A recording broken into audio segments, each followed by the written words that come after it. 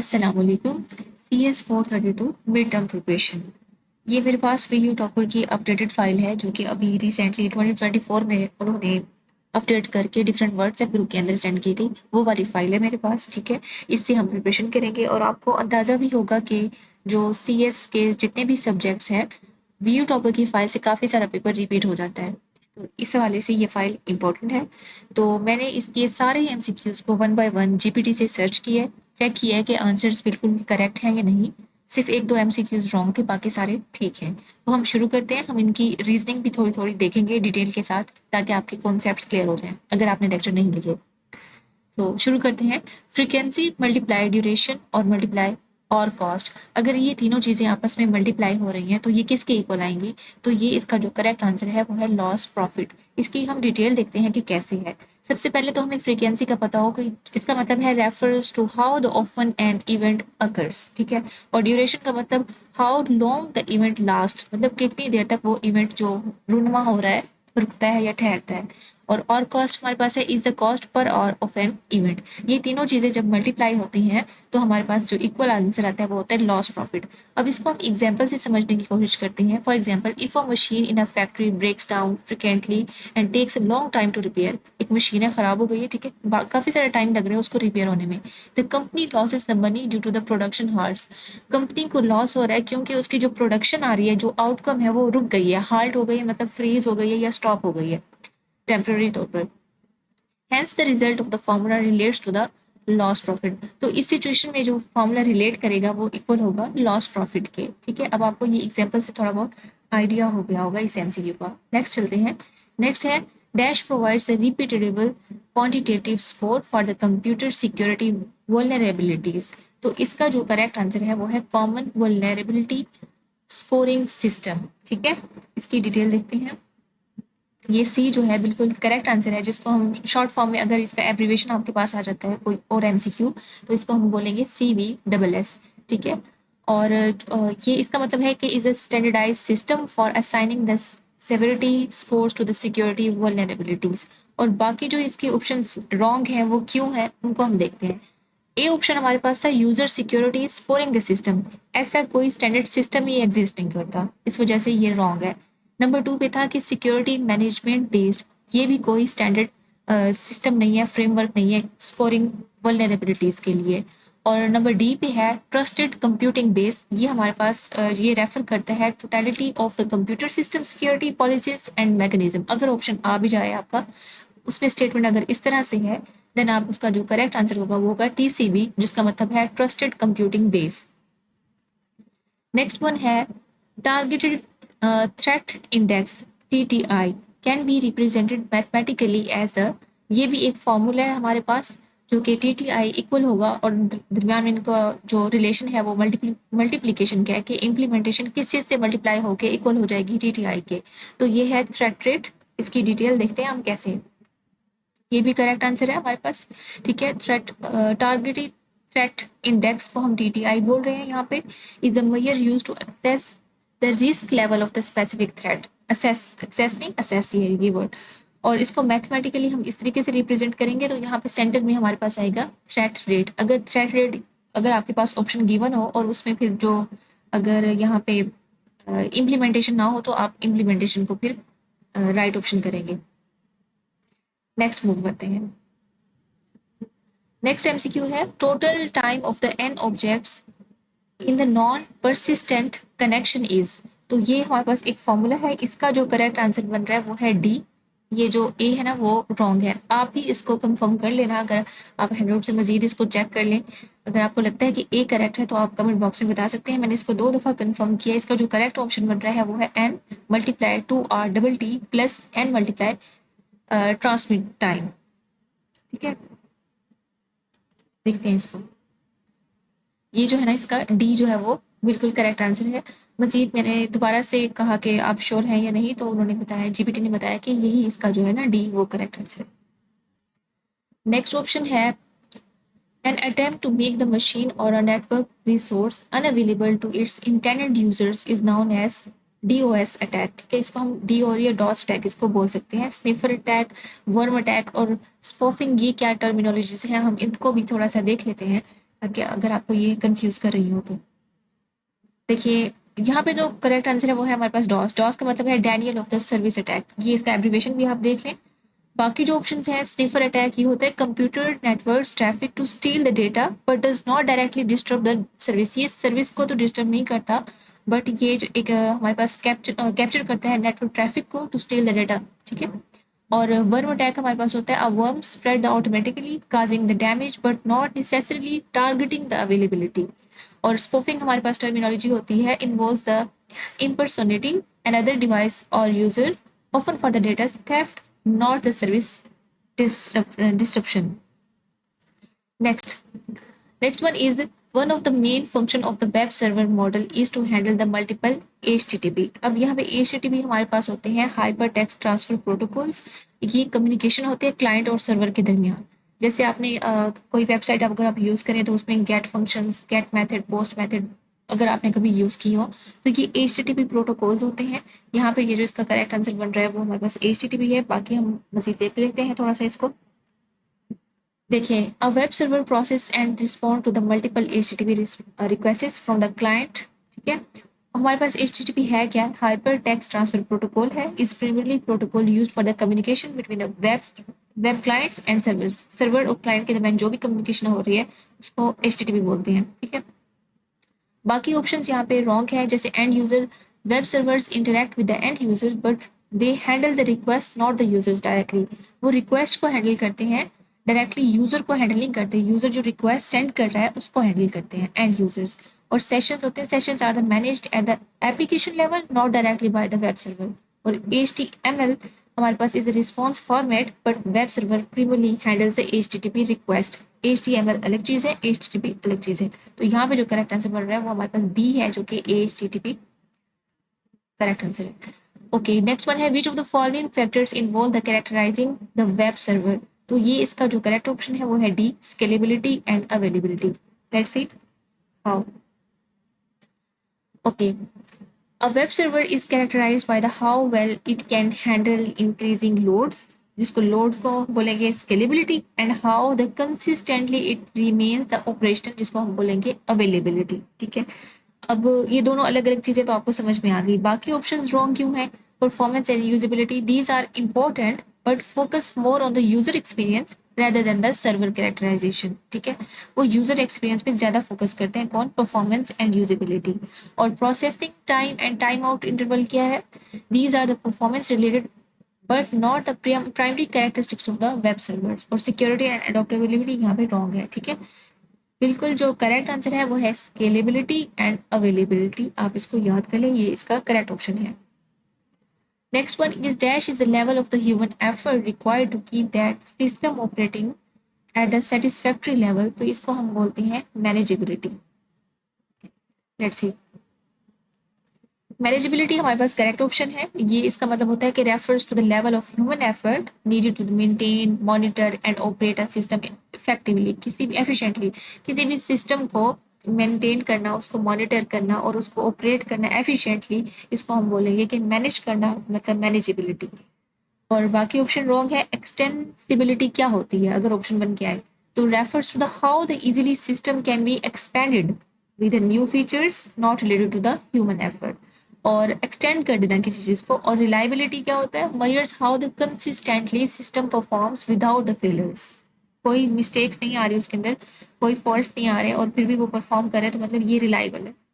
और availability refers to the uptime of the system but does not consider the effort required to the maintain it.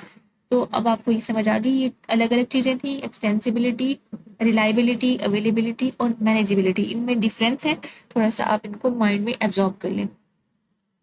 Rate jitter measures the dash between the minimal and maximal inter arrival times. Minimal mean minimum और maximal का मतलब maximum ज्यादा, उनके दरमियान difference को ये major करता है, ठीक है। डिफरेंस जो है वो करेक्ट आंसर है, मैं आपको दिखा देती हूँ। इंडिविजुअली सब MCQs को मैंने सर्च किया था, आप देख सकते हैं ये एक डिफरेंस जो है ना वो बिल्कुल यहाँ पे करेक्ट आंसर बन रहा है। बाकी ऑप्शंस जैसे कि एडिशन है, उसका मतलब है कि jitter is not measured by the adding the interval times. Jitter को हम मेजर ही नहीं कर सकते एडिशन के थ्रू, और एवरेज भी नहीं है और इक्वालिटी भी नहीं है। वैसे ये इन सब चीज़ों का आपको पहले से पता होगा। नेक्स्ट चलते हैं। Which of the following is not use to implement the DOS attack. ये स्निफर अटैक जो है ना यहाँ पे करेक्ट आंसर है, ठीक है। इसकी रीजन देखिए क्यों। Is use to capture the intercept data packets on the network, often for the data theft और eavesdropping, but it does not directly disturb or overload the system availability. बाकी जो options है TCP और SYN attack, a type of DOS attack, ये DOS attack की एक type तो है where the attacker sends the numerous synchronous request to the target servers, causing to the overwhelmed and unable to respond to the legitimate request. और ping attack और large computational load, ये दोनों चीज़ें भी यहाँ पे करेक्ट नहीं बन रही, तो हमारे पास जो करेक्ट आंसर था वो था स्नीफर अटैक। आपने इसको याद रखना है। नेक्स्ट वन है जी, a protocol use to deliver the audio video over the IP network is known as real time transport protocol. ये इसका जो है वो बिल्कुल करेक्ट आंसर है। सी जो है ना वो करेक्ट आंसर है, जिसको हम RTP बोलेंगे, मतलब रियल टाइम ट्रांसपोर्ट प्रोटोकॉल। ये इसका जो है reasoning is designed specifically to deliver the audio and video over an IP network. और बाकी जो ऑप्शंस हैं, real time transfer protocol, this is not the recognized protocol, and real time transmission protocol, this is the variation but not the correct name of the protocol. और real time translation protocol जो है, this is not related to the audio और video, ये relate ही नहीं कर रहा उससे। HTTP is based on the dash message sequence message. पहले मैंने बताया था ना कि ये एक कम्युनिकेशन है क्लाइंट और सर्वर के दरमियान, ये चीज़ आपके माइंड में आ गई है ना। तो ये जो कम्युनिकेशन होती है, लाइक हम अगर कोई एप्लीकेशन यूज़ कर रहे हैं, अगर मैं यूज़र हूँ तो मैं रिक्वेस्ट सेंड करूँगी और वेट करूँगी, फिर उसके बाद मुझे रिस्पॉन्स मिलेगा, तो एक सीक्वेंस के साथ मेरी सारी रिक्वेस्ट जाएंगी, ठीक है। कुछ ऐसे मैसेजेस भी होते हैं जिसको हम एसिंक्रोनस बोलते हैं, जिसमें जो हमने रिक्वेस्ट सेंड की है उसको हम वेट नहीं करते, बल्कि और रिक्वेस्ट पे रिक्वेस्ट सेंड कर देते हैं, उसको हम बोलते हैं एसिंक्रोनस। सिंक्रोनस वो एक अलग चीज़ है, हम उस पर नहीं जाते। फिलहाल यहाँ पे जो ऑप्शन बन रहा है ना वो बिल्कुल करेक्ट है, सीक्वेंस। मतलब HTTP is based on the sequence message, जो HTTP बेस करता है वो सीक्वेंस के ऊपर बेस करता है। देख लीजिए, इसका बिल्कुल करेक्ट आंसर है। बाकी जो रैंडम है, रैंडम मतलब इधर उधर मल्टीपल, मतलब एक से ज़्यादा, और ये इसके जो है ना वो रॉन्ग आंसर है, ये हम बाद में इसको देखेंगे। Total time of for an objects in the persistent connection is, इसका ये जो फॉर्मूला है वो है 2RT plus n multiply transmit time, I think repeat है। सी इसका बिल्कुल करेक्ट आंसर है। नेक्स्ट वन है the dash is the extension for the analysis file. यहाँ पे जो ऑप्शन है ना, इसका मतलब है एनालिसिस की जो फाइल है उसकी एक्सटेंशन क्या होती है, उसकी एक्सटेंशन होती है ANF। CC होती है C++ के लिए, INI और NED को भी हम देख लेते हैं वो किसके लिए होती है। एक सेकेंड, हाँ ANF यहाँ पे करेक्ट आंसर है, क्योंकि ANF जो यूज होता है वो एनालिसिस फाइल की एक्सटेंशन है। जो बाकी है INI, अगर ऑप्शन आ जाए तो इनको भी आप देख लें, typically use for the configuration files not the analysis. Configuration files के लिए ही यूज होता है INI। CC होता है C++ के लिए, सोर्स कोड फाइल एक्सटेंशन के लिए, और NED होता है used in the OMNET plus plus simulation for the defining the network topology, not for the analysis. Okay. Next one is the amount of the useful performance. The amount of useful traffic that is correctly transmitted relative to the total traffic is called performance. C जो है ना वो बिल्कुल correct option है। मजीद आप देख लेना, अगर आपको डाउट है इसके ऊपर तो आप कमेंट करके बता सकते हैं मिड टर्म से पहले पहले। ओके, नेक्स्ट MCQ की तरफ चलते हैं। Which one of the following is not the factor affecting the efficiency. तो ये जो है ना हार्ड ड्राइव साइज, ये इसका जो है वो बिल्कुल करेक्ट आंसर है। इसकी रीजन देखिए, एफिशिएंसी इज नेटवर्किंग और data transmission typically focus on how the well resources are used and how the quickly the data can be transmitted, ठीक है। और हार्ड ड्राइव साइज होता है does not directly affect the efficiency. जो hard drive का size है वो directly affect ही नहीं करता उसकी एफिशिएंसी को ऑफ डेटा ट्रांसमिशन और network performance. It relates to the more to the storage capacity rather than the efficiency of the data transfer, ठीक हो गया। बाकी जो ऑप्शन है like frame size, the size of the data frames affect how the efficiency data, ये भी affect करता है। और सीरियलाइजेशन के एक सीरीज के अंदर, और वैन होता है कि वाइड एरिया नेटवर्क, मतलब कि काफ़ी ह्यूज एरिया जो जहाँ पे नेटवर्क हो।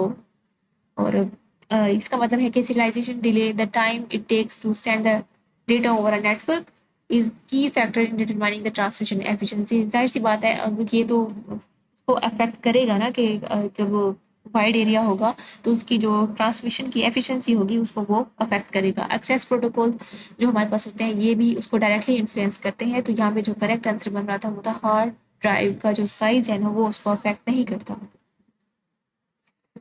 Okay. In easy math, writing 2 minus 3 minus 4, the number 4 represents the more than that 4. तो ये हमारे पास इसका जो करेक्ट आंसर है वो है वर्ड्स। देखते हैं कैसे।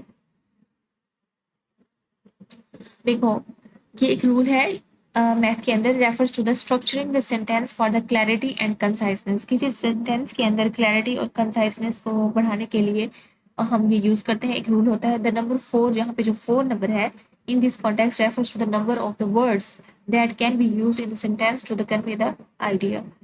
तो वर्ड यहाँ पे है जो करेक्ट आंसर है।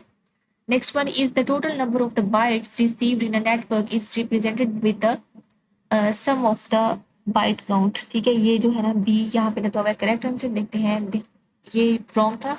इसका जो करेक्ट आंसर है वो है ए। ठीक है, टोटल RCVD बाइट काउंट, ये इसका जो है ना बिल्कुल करेक्ट आंसर है। रीजनिंग देखें इसकी, total number of the bytes received, it common to use a function और a commands that calculate the sum of the received bytes often represented as. इसको हम इस तरीके से रिप्रेजेंट करते हैं और ये इसका जो है ना वो करेक्ट आंसर है। Next one is application layer throughput provides the insight into the useful performance। ठीक है, यहाँ पे इसका करेक्ट आंसर है performance. Application layout throughput refers to the amount of the useful data that application layer successfully transmit over a network in a given period of time।